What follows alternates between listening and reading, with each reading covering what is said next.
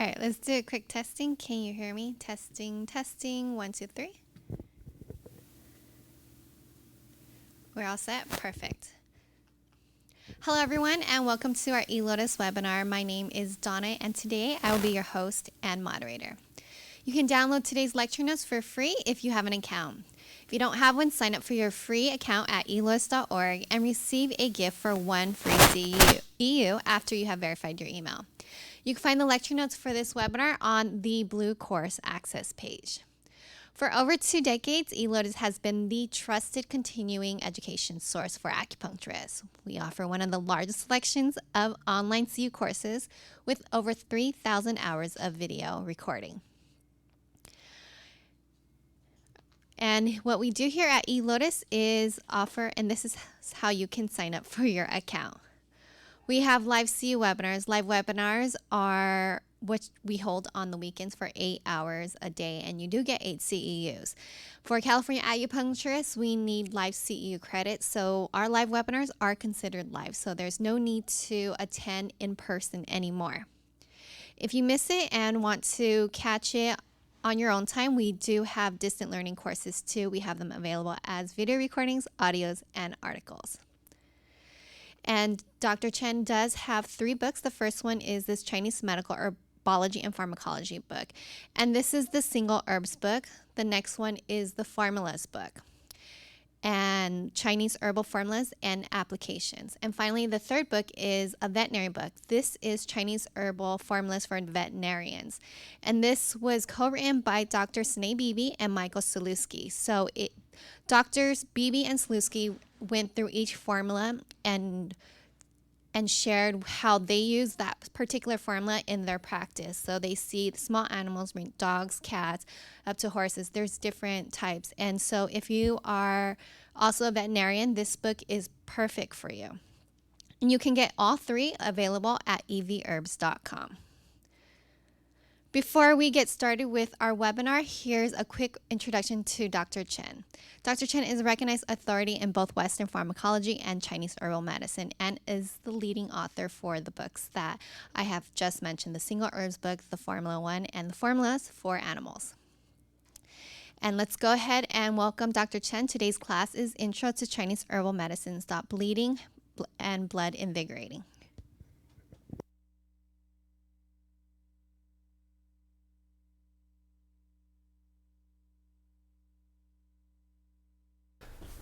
All right, let's do a quick audio and video check.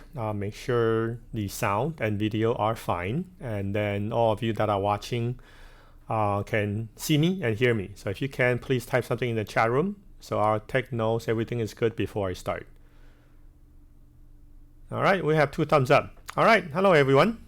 So today we're going to continue with our year-long course, Introduction to Chinese Herbal Medicine. And today we are going to focus on 2 main chapters. One is herbs that stop bleeding, and the other one is herbs that have blood-invigorating and stasis-resolving functions. So in a way, they are similar, but at the same time, they are also opposite in terms of their functions and indications. Okay, I think this is also an area where it's most important to learn about herbs, not just about herbs, their effects, their indications, but also the possible interaction with pharmaceutical drugs. All right, and the reason I say that is because anticoagulant and antiplatelet drugs are also very frequently used in Western medicine to treat different kinds of embolism and thrombolism type of disorders. And blood-moving herbs are also very commonly used in TCM. Okay, so there are certain things that we definitely need to be aware of and watch out for when these herbs and drugs are combined together. All right, so I think that make it one of the most important topic for our year-long discussion. All right, so without further ado, let's just go ahead and jump right in. All right, the first category is going to be herbs that have function to stop bleeding, and basically, as the name implies, these herbs are used to stop bleeding, both internally and externally. And literally, these herbs help to stop internal bleeding and also external bleeding. And internal generally refers to the internal organs, and external is most likely from trauma and external injuries and so on. And these herbs can also be used internally by mouth and also applied topically. All right, so when we say internally and externally, that apply to both the disease and also how the herbs are applied. Okay, and bleeding in this case is relatively simple. All right, so there's not much difference in description between Eastern and Western medicine. Basically, when you see blood that come out abnormally, that's basically what we're treating, regardless of whether you use a TCM or Western terminology. Common signs and symptoms, of course, you can have nosebleed, vomiting of blood, you can have coughing of blood, you can have blood in the stools, you can have blood in the urine, and so on. And obviously, the medical names are a little bit different. You can have, epistaxis, hemoptysis, hematuria, and so on. But basically, they are to describe the same thing.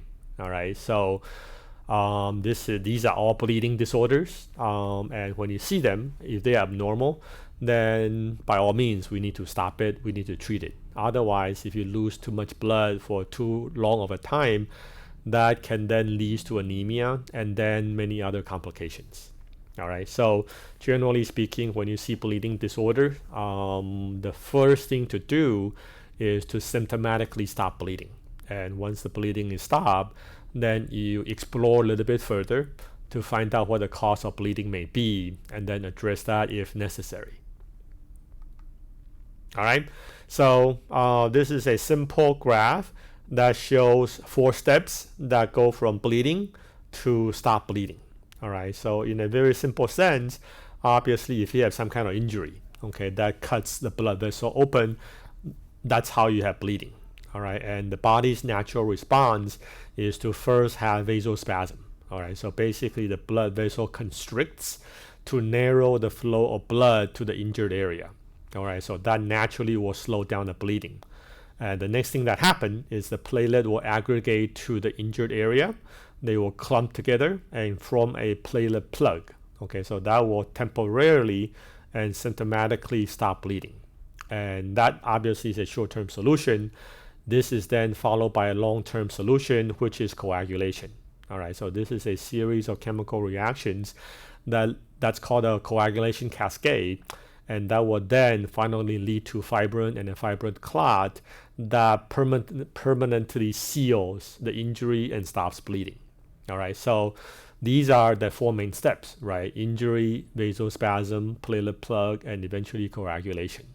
And once the coagulation happens and the bleeding is completely stopped, then over time, what the body will then do is slowly fix the underlying injury, repair, and then resolve the fibrin so the injury goes back to its normal state before the injury. All right, so that is what happened anatomically and also physiologically. So what happened is when we try to stop bleeding with herbs, ideally we also try to emulate the same type of anatomical and physiological steps. And what I mean by that is herbs that stop bleeding have many different pharmacological effects. All right, so as you can see here, the Chinese description is herbs that stop bleeding, right? But then if you dig in a little bit further, we have description of herbs that warm the body to stop bleeding. We have description of herbs that have astringent effect to restrain the flow of blood.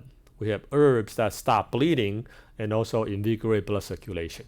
All right, so they try to use Chinese terms to describe different ways that we use herbs to stop bleeding.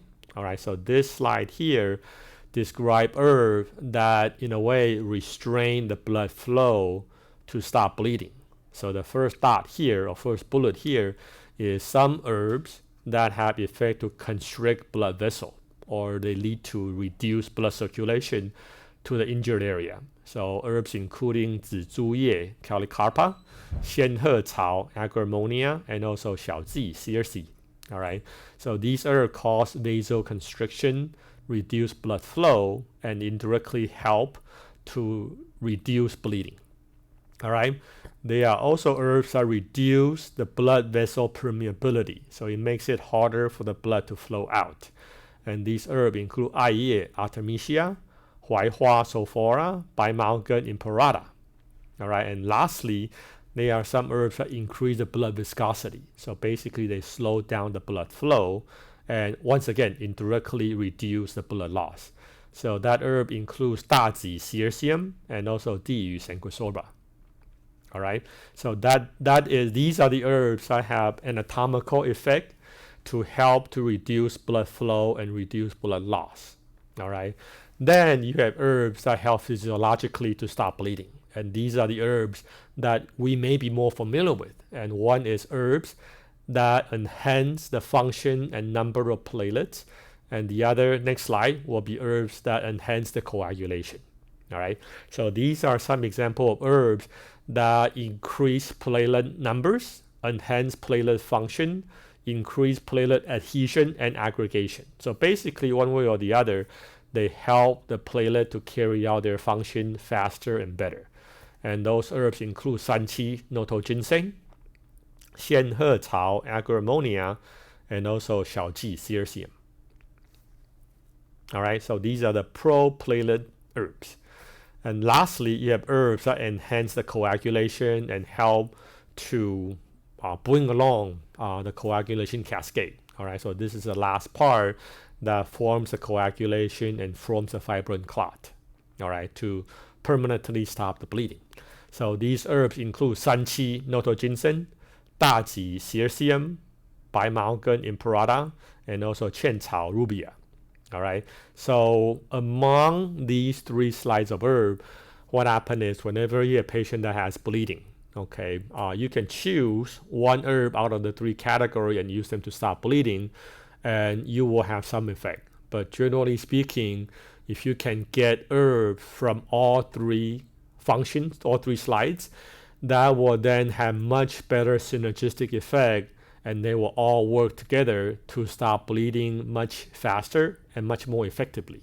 All right, and that's why when you see herbal formulas, when you think about treating bleeding, generally speaking, you don't pick and choose herbs, write your own formulas, cook them up in decoction, and give it to the patient. And one of the reasons is it takes a long time to do that. Okay, so generally speaking, when we see patients that have urgent bleeding conditions, the easiest way is to pick a classic formula, and generally these formula will have herbs from all three of these pharmacological effect categories.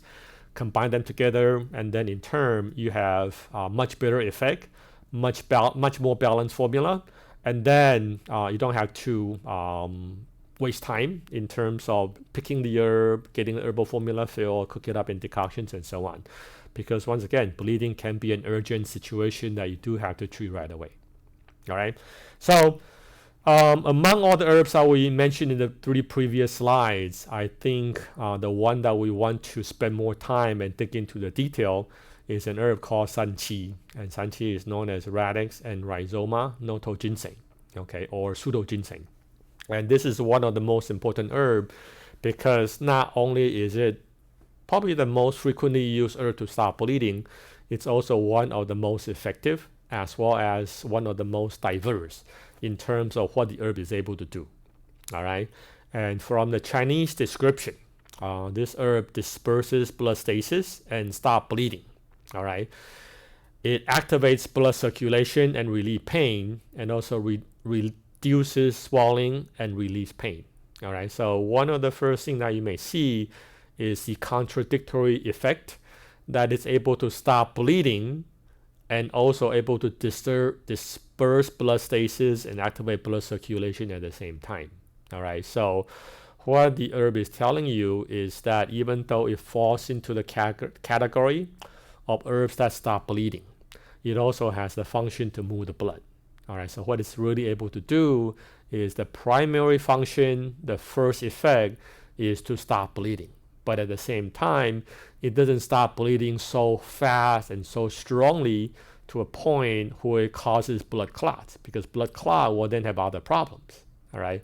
So it helps the body to help itself, to regulate itself, so the body achieves a proper balance of stopping bleeding when there is bleeding, and also eliminating the blood clot and resolving it once the bleeding is stopped, and to remove the blood clots. Okay, so this is a perfect herb to stop bleeding without going over, and also to resolve blood clots without causing bleeding.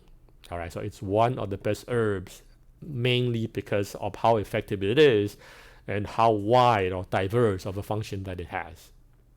All right, and from a pharmacological perspective, hemostatic means to stop bleeding. So hemo is blood, static is to stop. So its primary function, once again, is to stop bleeding. And its secondary function is to balance the primary function. So it's anti-thrombotic. Anti is against. Thrombotic is thrombus or blood clot. All right, so it has an effect to block excessive formation of blood clots. All right, so this, once again, really is to balance the primary function. All right, and then on top of that, you also have hematopoietic effect, which means, once again, hema is blood and poietic is to generate. So this herb also helps to generate blood formation. All right, and that's very important because, once again, if you have somebody with bleeding disorder, patient may have a little bit of loss of blood, or they can have profuse loss of blood, depending on how severe the condition was, and also how quickly we were able to see the patient. All right, so not only is it good for the acute phase, but once the bleeding is stopped and the stasis is removed, it also helps to generate blood and set the patient on the path toward recovery. And then lastly, it has numerous influences over the cardiovascular and also circulatory systems. All right. So in terms of hemostatic, the finer description is that it helps to increase platelet count, increase platelet function, elevate platelet adhesion. So basically help the platelet gather and plug up the bleeding as quickly as possible. And at the same time, it helps with coagulation as well. So it raises the blood thrombin content and also decrease the clotting time required and also prothrombin time. All right. It has anti-thrombotic effect. All right. Once again, this is to balance the hemostatic effect. So it has all of these functions: antiplatelet, anticoagulant, and also fibrinolytic. Okay, fibrinolytic means to dissolve the fibrin clot. All right, so it has both preventative and treatment effect for excess coagulation. Okay, hematopoietic means, once again, to generate the blood. All right, so it stimulates the bone marrow to help to increase the formation of blood and also blood cells. Okay, so most of you may or may not know this. It's usually the blood tonic herbs that help to generate blood. But in this case, Sanqi also has that function. It's generally considered to be a secondary or tertiary function. Okay, and lastly, like we mentioned, Sanqi has great influences over the cardiovascular function, because in the end, what happened is, one of the things that you're treating in terms of bleeding is you want to stop bleeding. But at the same time, once you stop bleeding too much, you may have a lot of problem possibly with blood clots, right? And so Sanqi is able to minimize and prevent a lot of those conditions with its cardiovascular and also circulatory effect. So it has an anti-ischemic effect. So it helps to prevent the narrowed or reduced blood circulation to vital organs in the body. That could be the brain, that could be the heart, that could be the kidney, that could be any of the vital organs. And it does it in part through its vasodilating effect. So it also helps dilate the vessels, especially if there's a blood clot blocking it, or if there's spasms of the blood vessels, or if there's atherosclerosis or things like that, right? So a little bit lower, you see that the herb has anti-atherosclerotic effect. All right, so this is to prevent and treat atherosclerosis, which is hardening and narrowing of the blood vessels. It also anti-hyperlipidemic effect, so it helps to bring down the blood cholesterol levels. All right, so through all these effects, it basically helps the blood to flow better to all the vital organs and also to the peripheral parts of the body. Okay, and lastly, it also has anti-arrhythmic effect to help to treat arrhythmia. All right, so as you can see, Sanqi certainly has a very broad effect to treat various cardiovascular and circulatory effects. All right, and this is just a fun fact. Sanqi literally means 3-7. All right. So what happened is it implies that this herb is most effective if the plant is allowed to grow for about 3 to 7 years before you harvest the root. Okay, so this is something that requires a little bit of aging before it has all the active components needed to treat whatever it's to treat. Okay, it's kind of like ginseng. Ginseng also needs to be aged for a few years, generally 3 to 5 or so, before it reaches its maximum therapeutic effect. All right, and this is something on 泡制, which is the processing and processing of herb. So what happened is we mentioned quite a bit that Sanqi has both effect to stop bleeding and also to move the blood. All right, so what happened is depending on how you process the herb, you can emphasize different function of this particular herb. All right, so the raw and processed Sanqi is more effective to stop bleeding. And the process or the steam Sanqi has a stronger effect to move the blood. All right, so in most cases, the raw and processed Sanqi is used because we primarily want to use this herb for its effect to stop bleeding. But if you want a more balanced effect, okay, so for example, you want somebody to take this herb on a long-term basis for prevention of angina. All right, so it's not that they have bleeding, but you really want it balanced. So perhaps you need to use some unprocessed and some processed, or somewhat steam Sanqi. That way, the function is more balanced and it's more suitable for long-term use. All right. As far as formula-wise, I would say two of the most commonly used formula to treat bleeding. One is obviously the Yunnan Baiyao that many of us know. And the other one is a classic formula called Si Hui San, which is a 10 ashes powder, or a classic formula called Noto Ginseng 9. So this is a formula that uses Noto Ginseng or Sanqi as a primary herb, along with many other herbs that help to stop bleeding. And one of the other things that you might have noticed is that a lot of the herb ends with tan, T-A-N, and T-A-N means ashes. So what happens is most or many of these herbs are charred to ashes, and that enhances the effect of the herb to stop bleeding. All right, so once again, like I mentioned, there are a few, no more than a handful of formulas that are most effective to stop bleeding. So ideally, you have some of these on hand in your clinic. So if you see patients that have acute or severe bleeding, you can give them to the patient. It generally will help to stop bleeding within a short period of time. So it's an urgent situation and you can treat the patient effectively. In the past, it takes too long to get a prescription filled and cook it up. In today's world, if you order the herb, at most, at least it's gonna take a day before you get the herb. So once again, you may or may not have that luxury of time. So ideally, you do have something handy to treat the patient in case if it's an urgent situation. All right, so that is the stop bleeding herb. The opposite to that is the blood-invigorating and stasis-resolving herbs. Actually, it's not revolving, it should be resolving. Okay, so please correct your typo if you can. All right, so in the previous slide, we mentioned that when somebody has an injury, right, you start with injury or damage that leads to blood vessel contraction or constriction, and then the platelet plug and fibrin. So that's how the body stops bleeding. All right, so if the patient have excess blood clots, all right, so they have thrombus, they have embolism, they have clotting type of disorder, then the treatment will be the reverse, okay, of this paragraph. So instead of going from the top to the bottom, you want to reverse it and go from the bottom to the top, okay, and obviously not to the very top. All right, so different strategies of treating clotting, treating embolism, thrombus, moving the blood, and so on. First is you need to have herbs or drugs that resolve the fibrin or resolve the blood clot.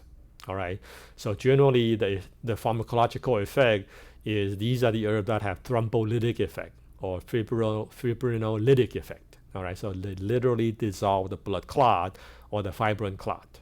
All right, or you have herbs that have anticoagulant effect, so they block the coagulation cascade, or they block the platelet aggregation. All right, so you have one step here toward the bottom, thrombolytic, anticoagulant, and then if you go one step up, then you antiplatelet effect. So you block the excessive activity of the platelets.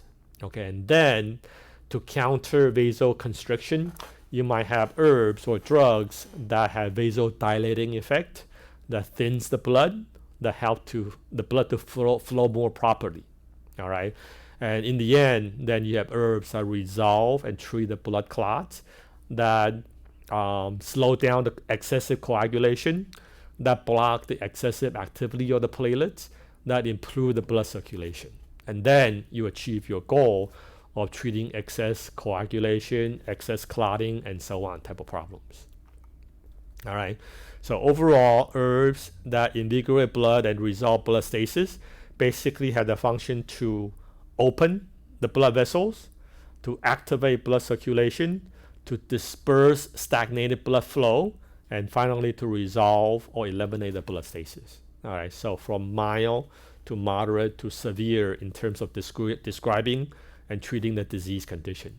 And signs and symptoms, it could vary. It could vary from stabbing pain at a fixed location, numbness of the limbs, some type of hardness or nodule or swelling, okay, or purpura, bruises, and so on and so forth. Okay, so these are some of the various signs and symptoms that are present as a result of poor blood circulation or actual blood clots. All right. From a Western disease perspective, these are the many disease names characterized by thrombus or embolism. Okay, so actual blood clot. So you have angina, myocardial infarction, heart failure, cerebral thrombosis, ischemia, and so on and so forth. All right, so these are the actual disease characterized by actual blood clots or very poor stagnated blood circulations. All right, so generally speaking, when the patient has an actual thrombus or embolus or blood clot, this is a time when Western medicine authorizes the use of antiplatelet, anticoagulant, and thrombolytic drugs. Okay, and in a way, it's a very narrow indication. So what I mean by that is these drugs are very powerful, very potent. They have a lot of side effects. So unless the patient really does have a thrombus or embolus, generally speaking, the drug's not used. Okay, so these are the names of the drug: antiplatelet, anticoagulant, and also thrombolytic. All right, so you can have drugs like heparin, Coumadin, Persantin, enalapril, not enalapril, anyways, those type of drugs, or aspirin over the counter.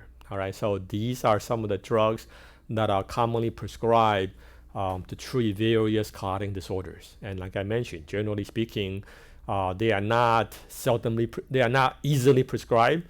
When they are prescribed, doctor has to be, they need to have a firm diagnosis that the patient does a thrombus embolus condition. And once they prescribe the drug, they also have to monitor the patient's condition very carefully. Okay, and the reason is because all these drugs have a very narrow safety index. Okay, meaning if the dose or effect is too high, they will thin the blood too much, and the patient will have a lot of bleeding disorders. Okay, so that could be life-threatening. And they also have to be very careful because if the dose is too low, it's not going to effectively prevent or treat excessive blood clots. And then if the clots are formed and they block an artery to the heart or to the brain, to the organs, that also could be a life-threatening situations. All right, so what they have to do is they have to dose the drug very carefully. They have to follow up with the patient regularly to do different type of PT, INR, lab tests to make sure the drug is doing what it's supposed to do, both based on signs and symptoms, but then also based on laboratory tests. All right, so generally speaking, when these drugs are prescribed for the patients, it does alter their lifestyle quite a bit. There are a lot of food that they cannot eat, a lot of drug they cannot take, and also a lot of activities that they cannot do. All right, so these are in fact very heavy-duty drugs. Okay, so once again, when you see the patient taking these drugs, you have to be very careful approaching these patients because TCM treatment, there's also a lot of restrictions. Okay, so if you think about it, let's start off from something easy. Let's say if you do gua sha or cupping, right? Then what happens is with gua sha or cupping, the patient usually ends up with a lot of bruises. All right, so for these patients, you definitely need to be aware and be gentle, okay? Because if a regular person already have a lot of bruises with gua sha and cupping, the patient that take any of these drugs, it will be even worse. Okay, so start out gentle, see what they can tolerate, and don't be too aggressive. All right. Same thing if you do tuina. Okay, if you do the more gentle style, it's probably okay, as long as you work mostly on the superficial layer. But if you are the more aggressive practitioners, you dig your elbow into their muscles quite a bit, then you're more likely to see more bruises. Okay, so once again, it's most likely fine. Just don't be too aggressive. Okay, same thing with acupuncture. I think it's fine to do acupuncture. There's no contraindication, but start out gentle. Okay, and don't do too much stimulation. Stay away from the major arteries, major blood vessels. Okay, and once you remove the needles, have the patient stay in the clinic for an extra 5 or 10 minutes. Okay, make sure if there's any bleeding that is completely stopped before you let the patient go home. Okay, that would be the main caution to exercise for acupuncture. And as far as herbs go, these herbs that treat clotting disorders, like we mentioned, are herbs that invigorate the blood circulation and eliminate blood stasis. And what happens is a lot of these herbs do in fact have antiplatelet, anticoagulant, and also thrombolytic effect. All right, so a lot of these herbs do have additive or synergistic effect along with the drugs. And what that means is when these herbs are combined with the drugs, there is a higher chance of bruising and bleeding. Okay, so if you do combine them, that's something you definitely want to be aware of. Okay, and I would say it's probably best not to start unless the patient is aware of the pros and cons, risk and benefit, and give you an informed consent to proceed. Okay, also it would be beneficial if the prescribing physician is also aware of the herbs that you intend to prescribe. That way, if the lab number comes back differently, okay, they are aware that this could happen, and then you need to adjust the dose. Either adjust the dose of the herb or just dose of the drug, so the patient once again stay within that narrow safety index, okay, where the effect of the herb and drug is not too strong, it's also not too weak. Okay, that way you don't have problem with bleeding on one end or clotting on the other end. All right, and what happens is the drugs have somewhat of a narrow effect, meaning most of the drugs work on either a particular path or particular enzyme or receptor. So they have a very specific way in which they affect the platelet, affect the coagulation cascade, or affect or resolve the thrombus. But what happened is Chinese herb is a lot more broad in terms of what they are and what they do. So a lot of herbs may have all three effects, antiplatelet, anticoagulant, and also thrombolytic, but they go beyond that. All right, so not just the physiological mechanisms, but also the physical mechanisms. And what I mean by that, they will literally help to improve blood circulation. All right, so some of the herb will also dilate the blood vessels and reduce the peripheral resistance for blood flow. And blood will then flow much better to the different parts of the body. Some of the herb will open up the capillary network and promote microcirculation, right? And what that means is microcirculation refers to the peripheral part of the blood circulation, where the blood goes from artery to the arterioles to the peripheral place, and then goes back to the veins and return back to the heart. So it's not interchange between the artery to the vein. That's the microcirculation in most cases. All right. So a lot of the herb will open that capillary network and improve the microcirculation. All right.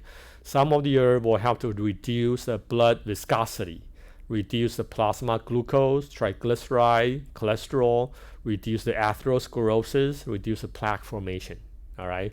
So basically what happened is the herbs don't just have anticoagulant, antiplatelet, or thrombolytic effect. That's very narrow.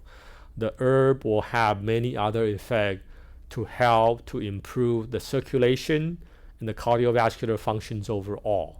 All right, so the goal is not just fixated on one blood clot, but overall, how do the herbs help the blood to flow better? And once the blood flow better to the internal organ, to all the peripheral parts of the body, many diseases will be treated, many conditions will get better. All right, because in the end, it's really the body that heals itself. Okay, herbs, drugs, acupuncture can only do so much. What we are really doing is we're helping the body to help itself, right? Because if you think about it, herbs cannot generate a new blood cell, cannot generate a new white blood cell, or generate a red blood cell. It cannot literally fix, the bones, right? What herbs or drugs or acupuncture are really all doing is to help the body to generate a new white cells or red cells or new bones or whatever it is you're treating, because only the body can truly do that. Okay, and the best way to help the body to do that is to move the blood, get the blood, the oxygen, the nutrients to different parts of the body to help the body do its job. All right, so that is the main benefit of using the blood-invigorating herbs, not just to treat the blood clots, but to improve blood circulation to different parts of the body so the body can help to heal itself. And that's why many of the blood-invigorating herbs also help to generate and protect many organs. And that's characterized by the next few bullets. These herbs have hepatoprotective effect, okay, have nephroprotective effect, neuroprotective effect, and also pulmonary protective effect. And what that means is the blood flows better to the liver. So it will help the liver cell to regenerate and prevent the injuries. It will help the blood flow better to the kidney, right? So the kidney can regenerate and protect itself from damages caused by whatever it is, right? Same with the nerves and the neurons and the lungs and many other internal organs. All right. So once the blood flows better to all these internal organs, you start the very first step of healing from whatever organ or whatever disease that the patient may be suffering. And it's not just the internal organs, right? A lot of time, if the blood circulation is impaired, the nerve will suffer damage and you have a lot of nerve-related pain. So a lot of blood-moving herbs would also have analgesic as well as anti-inflammatory effect. Once again, if the patient has a wound, whether it's a cut or trauma, okay, so once again, herb cannot literally generate new skins or generate new muscles. It's really the body that is doing that, right? So a lot of the herbs that invigorate blood stasis, invigorate blood circulation, help the body to heal the wounds, right? And one part is it helps the body to bring the blood to the disease area. Same thing with osteoprotective and osteogenic effect. Once again, it helps the bone to generate new bones and to heal if there's bone fracture. And same with the chondrocytes and the cartilages, right? So again, this is just limited. You can extrapolate and expand far beyond that. So, okay. So once again, the function overall of the blood-invigorating and stasis-removing herbs is not just to treat the blood clot, but rather think much broader that they help the blood flow better. And once the blood flow better to all parts of the organs and all parts of the body can really heal itself. All right. So that's why one of the best initial and last resort strategy, if you are ever treating diseases that are very complicated and very confusing and you don't know where to start, or if you have tried everything and nothing works, one of the first and last resort strategy is to use blood-moving herbs and formulas to treat these most complicated and confusing cases. All right, because once again, they help the body to help itself. Okay, and these herbs sometimes have miraculous effects like that. All right, so I hopefully painted you a very good picture of what the blood-moving herbs really do. Okay, so let's zero in and talk about some of the specific herb and also specific formulas. All right, so the first is a couple of herbs that are generally used together, and they are Taozen persica and Hanwha Cardamus. And the TCM description is somewhat similar in that they activate blood circulation and dispels blood stasis. And the others are secondary. Okay, so we're not going to dwell on that too much. So they activate blood circulation and dispel blood stasis. And once again, what that means is primarily they have antiplatelet and also anticoagulant effect. Okay, but once again, don't stop there, because if you do, you're selling the herb short. Herbs do have far more effect than that. So these herbs help to promote blood circulation in part by reducing the blood viscosity, dilating the blood vessels, reduce the peripheral resistance to blood flow, and therefore help to promote blood circulation. All right, so not just to treat the blood clots, but also to greatly improve the blood circulation. And 1000 is a C, so patients that have allergy to tree nuts should use 1000 with caution. Okay, if they have an allergy that is characterized by mild skin reaction, then it's worthwhile to give it a try to see if they can tolerate it or not. But if the patient has an anaphylactic reaction where they cannot breathe, then don't use the nuts at all. So don't use 1000 at all if they have anaphylactic allergy to tree nuts. All right, Hanwha is Cardamus. All right, so once again, it activates blood circulation and dispels blood stasis. The TCM description, generally speaking, is kind of general and broad and not very specific. Okay, pharmacology-wise, once again, it has antiplatelet, anticoagulant, and also it promotes the blood circulation. But Hanwha is a little bit stronger than 1000 because it also has effect as a thrombolytic herb. So it helps to dissolve the blood clots. And that's why in the TCM description, it also helps to open the channel and collaterals and relieve the severe pain. Okay, so that describes a more severe case of blood stasis. All right.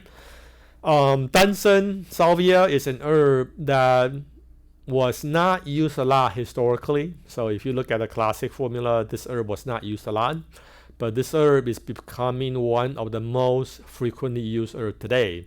And I think one of the reasons is because our lives today, generally speaking, are more sedentary compared to the past, right? People in the past have to do a lot of moving around. You know, if they are hunters, obviously they have to run around and chase different animals for their food. If they are farmers, they have to work in the fields, you know, to plant different foods or to collect fruits or whatever they have to do. So people in the past used to do a lot of physical activities. All right, so sedentary generally is not a problem. It's generally overwork and wear and tear. But today, a lot of us have an office-related job, you know, so we sit around quite a bit, and we have a lot of sedentary type of problem. Okay, so Dunsen in a way is very, very helpful because this is an herb that is, well, from a TCM description, activates blood circulation and dispels blood stasis. So once again, it sounds very similar to the rest of the herb.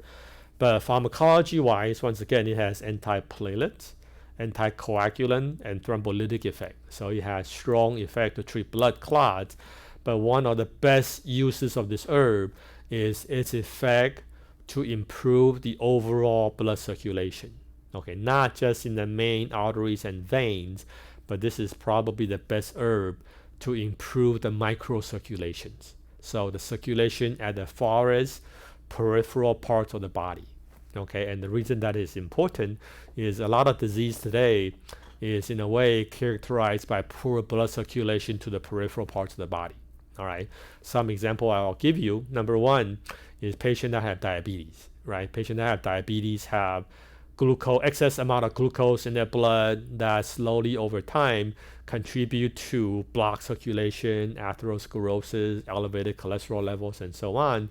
And that in turn translates to problems at peripheral parts of the body. And that could be neuropathy, that could be eye problem, that could be erectile dysfunction, that could be gangrene, that could then lead to infection and abscess and inability to heal, right?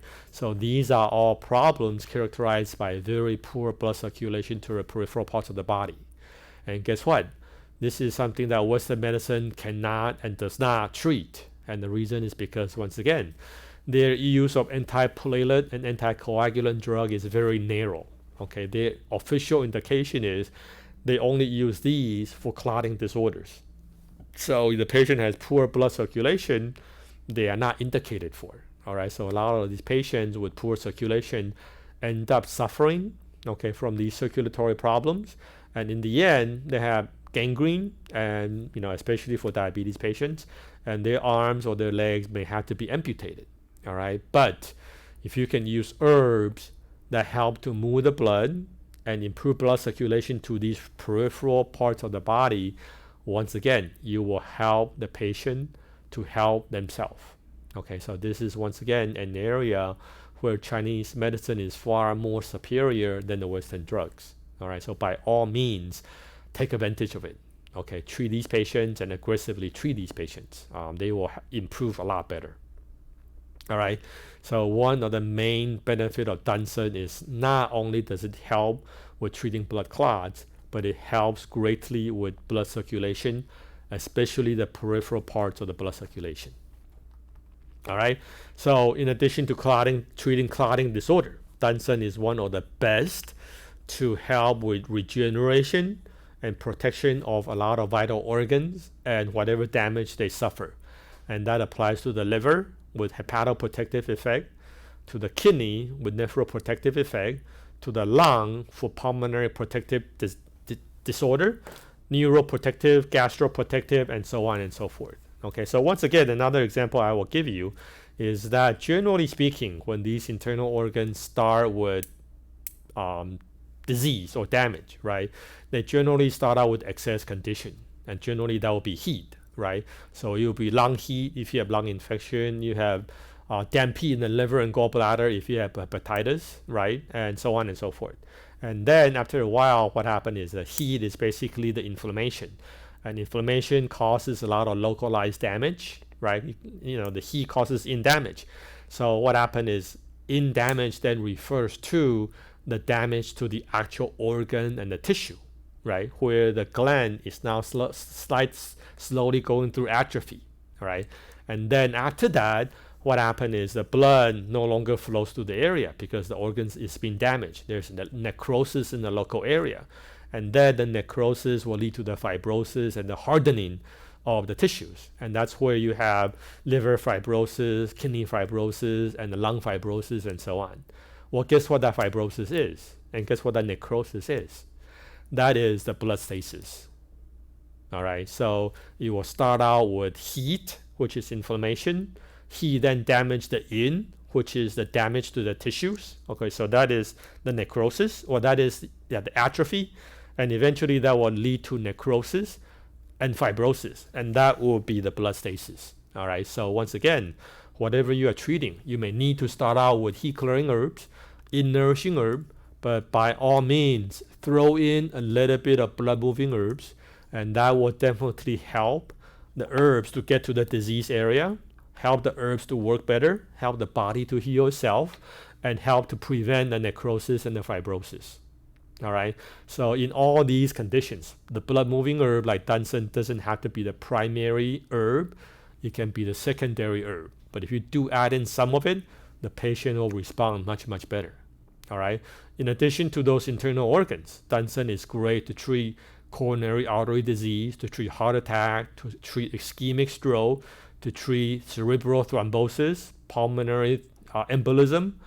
Also, all the other disease that may seem like it's not necessarily blood stasis or blood clot, but once again, by improving the blood circulation, the formula will work a lot better. And those other conditions include hyperlipidemia, diabetes, hepatitis, hepatomegaly, splenomegaly, glomerulonephritis, nephritis, and so on and so forth. So basically the idea is either to get the blood circulation to the disease area so the body can help itself, or to improve blood circulation so the herb or the drug, the medicine, can get to the disease area and help to treat the disease. Okay, so in any case, you need the medicine to get to the disease area.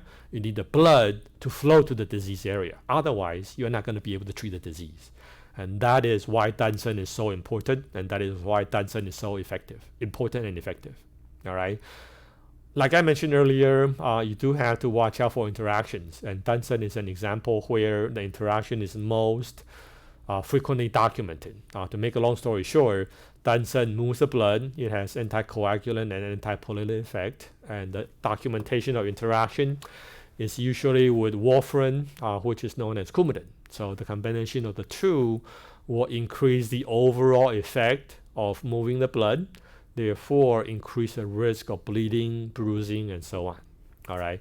So if the patient is on Coumadin, once again, don't use Dansen unless you know exactly what you're doing, unless you have the informed consent from the patient and that the MD is also aware. All right. So make sure you have a team approach.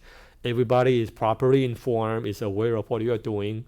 Otherwise, if something goes wrong, there's medical and legal issues that you have to then deal with. And that is no fun under any circumstance. All right. Interestingly, okay, aspirin is known obviously to cause a lot of problem with stomach ulcer, and it does that for two reasons. One is it actually destroys the mucous lining of the stomach, okay, causes ulceration and bleeding, and the other is aspirin also has an antiplatelet effect. All right, so once the bleeding starts, aspirin causes antiplatelet effect and causes the bleeding to become more profuse and also to last longer. And then interestingly, when Dansen, which is a blood-moving herb, is combined with aspirin, it actually helps to treat the aspirin-induced gastric mucosal damage, right? You may think it's the opposite, right? Dansen moves the blood, may actually make bleeding worse, and theoretically you might be correct. But what also happens is Dansen has a gastroprotective effect. So it helps the blood to flow better to the stomach and help the blood to heal, or help the stomach to heal faster. So overall, the benefit is greater than the risk, meaning use of Dansen will actually heal the stomach more than you will hurt the stomach. All right, so I thought that was rather interesting, and I shared that with you. This one is somewhat redundant, basically once again to say that there's an interaction when you use Dansen or Dangui together with Coumadin. All right, and then lastly, 水蛭 is the most extreme example of herb that break and eliminate blood stasis. So once again, the description is somewhat similar to the previous examples, but no, the difference is that 水蛭 is probably the most potent. It's the most potent in terms of its antiplatelet, anticoagulant, and also thrombolytic effect. So it has the strongest effect. You should reserve this herb for the most severe cases of blood stasis, clotting disorders, and so on. All right, so use it only when you need to treat the most severe conditions. And those from a Western medicine condition refers to cerebral thrombosis, heart attack, ischemic stroke, angina, and so on and so forth. All right, and then of course, interestingly, if you look at the chemical composition of 水蛭, which is Hirudo, one is heparin, which is an injection drug specifically for treating clotting disorder. It has anticoagulant effect. And the other one is an oral medication called Hirudin. All right, so from leech, which is a Chinese herb, came two pharmaceutical drugs. One is injection, one is an oral use of medication. So obviously our terminologies are different, right? Once again, we describe the herb as invigorating blood circulation and resolving blood stasis. And Western medicine uses anticoagulant, antiplatelet, and thrombolytic terms. But in the end, they are really talking about the same thing. And I think 水蛭 is the best bridge that connects both sides of the medicine. All right. Then you have some herbs that primarily are used to treat pain. This falls into the same category as blood-moving herb, but generally speaking, 盐胡索 coriodalis activates qi circulation and relieves the pain. So TCM description is the same, but pharmacologically, as you can see, it really doesn't thin the blood. It has no anticoagulant or antiplatelet effect, but rather its main functions are analgesic, anti-inflammatory, and also muscle relaxant. And out of the three, analgesic is primarily the main function and also the most potent function. And its main function here is not only does it have analgesic effect, you can use it to treat the internal visceral pain and also the external trauma type of pain. All right, so it works very, very well. And it's probably the best and the most potent, most effective herb of all the herbs that we use to treat pain.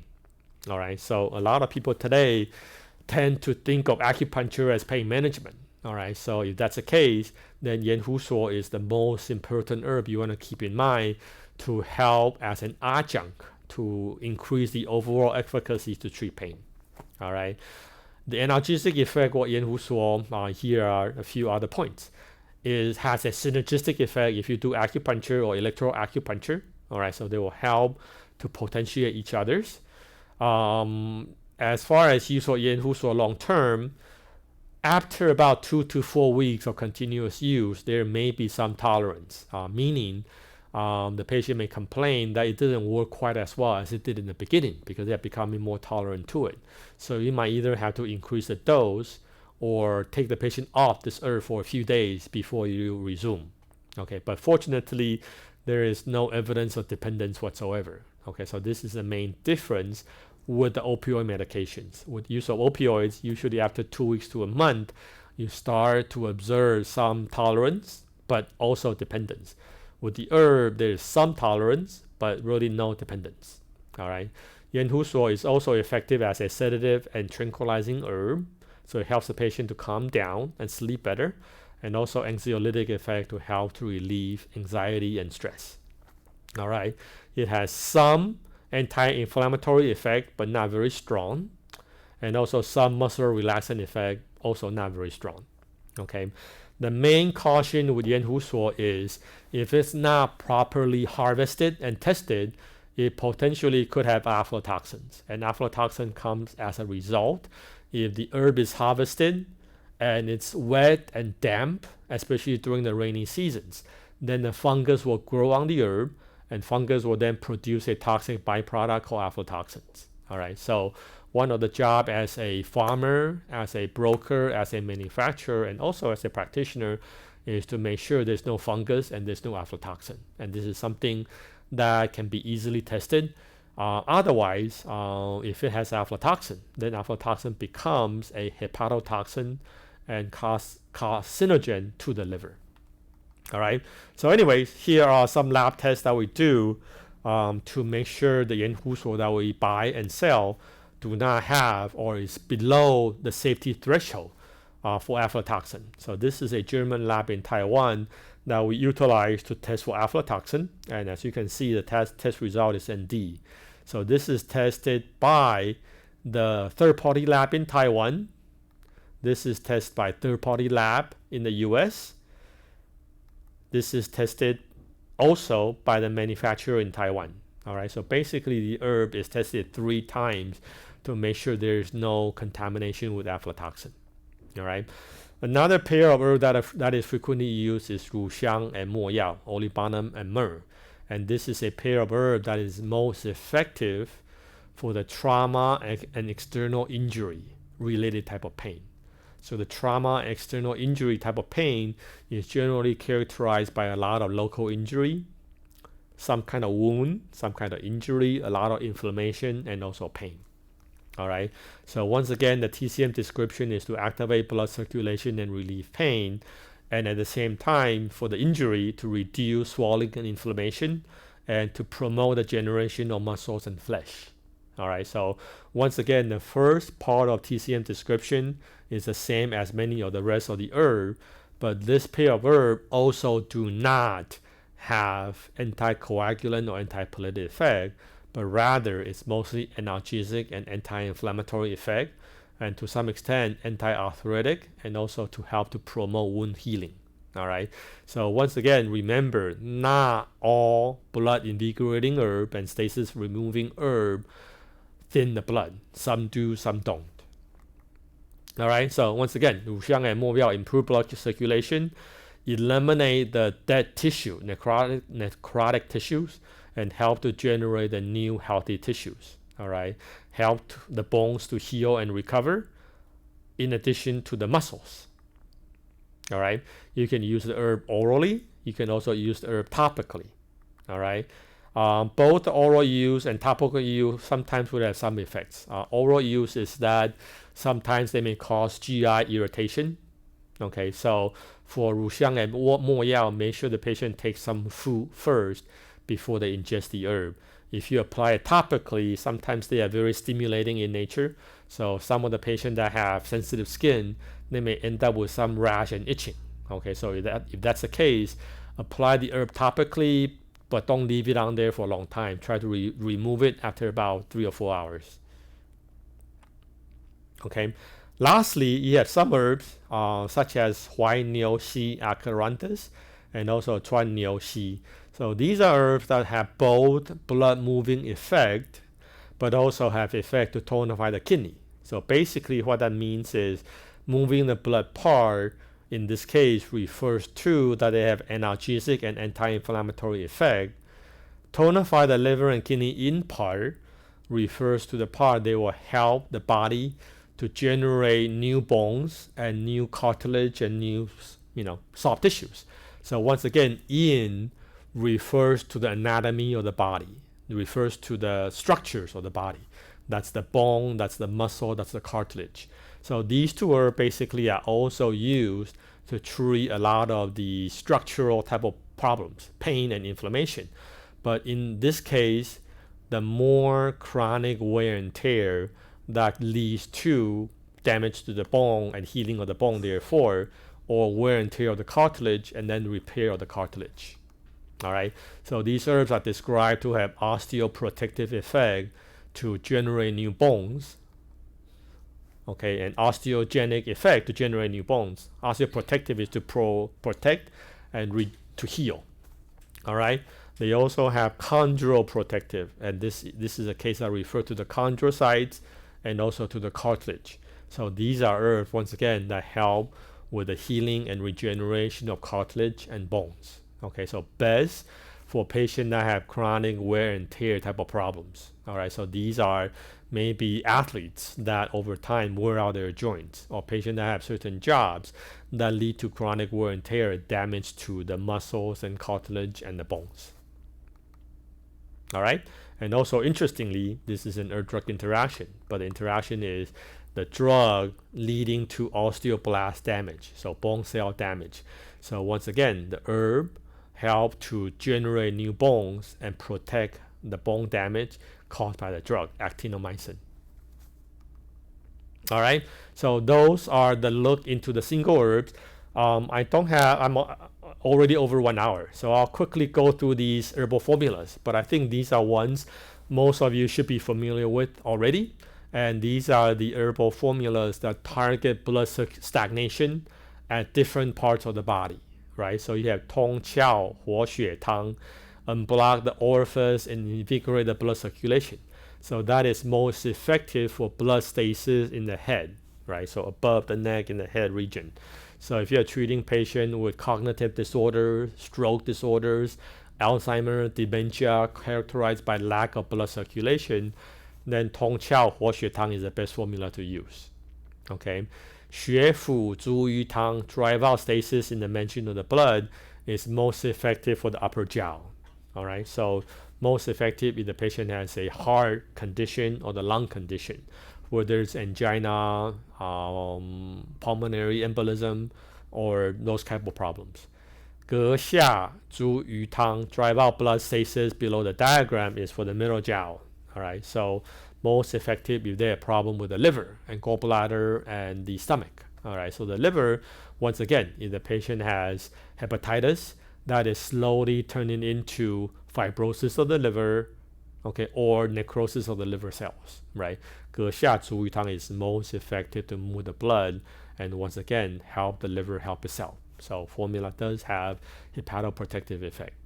Sao Fu Zhu Yu Tang, drive out blood stasis in the lower abdominal area, is for the lower jiao, and this is most effective if the patient has reproductive disorder characterized by blood stasis. All right, so once again, that could be blocked fallopian tube that leads to infertility. That could be endometriosis. That could be any type of myoma, growth in the lower jiao type of area. And if you use herb for those conditions, they will work very, very well. The key thing is you have to be patient. Use the herb for at least 3 to 6 months. Otherwise, you're not really going to see any improvement. Okay? And then lastly, 生痛足鱼汤 drive out the blood stasis from a painful body decoction that is mainly used to treat blood stasis affecting the peripheral parts of the body, your arms, your legs, trauma injuries, sports injuries, and so on. All right. And then for additional information, such as the compositions of the herb, TCM descriptions of signs and symptoms, and also Western indications. You have all these in the PowerPoint.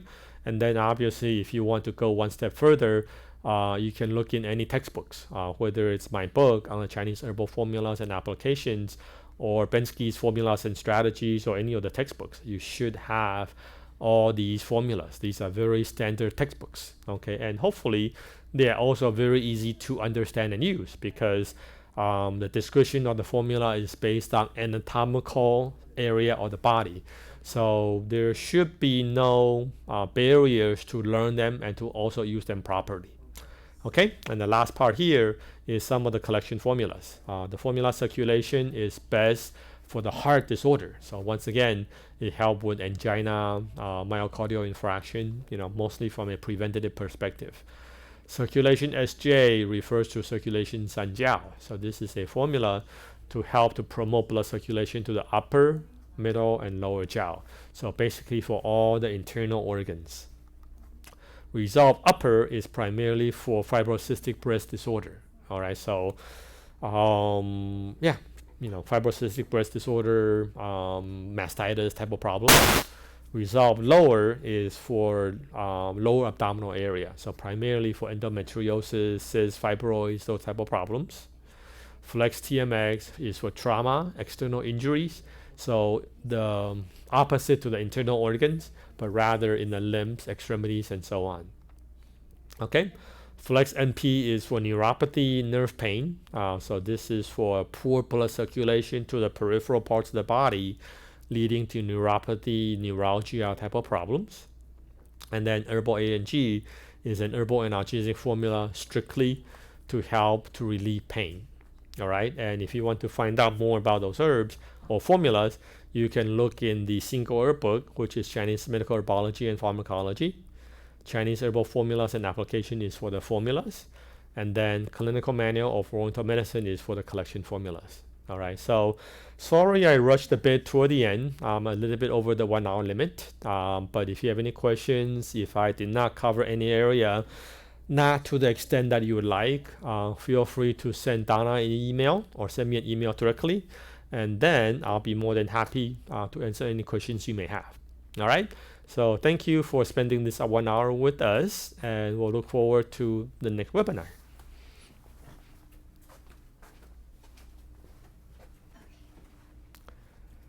Alrighty, thank you to Dr. Chen for such a great class today, and thank you guys for taking time out of your day as well to be here with us. Today's class is recorded and it will be available on our TCM Wisdom Tube tomorrow afternoon.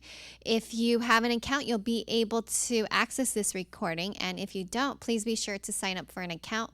Once you sign up, you do receive a 1 CEU gift from us, in which you can choose a 1 CEU course of choice. So that is it for today, everyone. Thank you so much, and we will see you at the next webinar. Have a good day. Bye.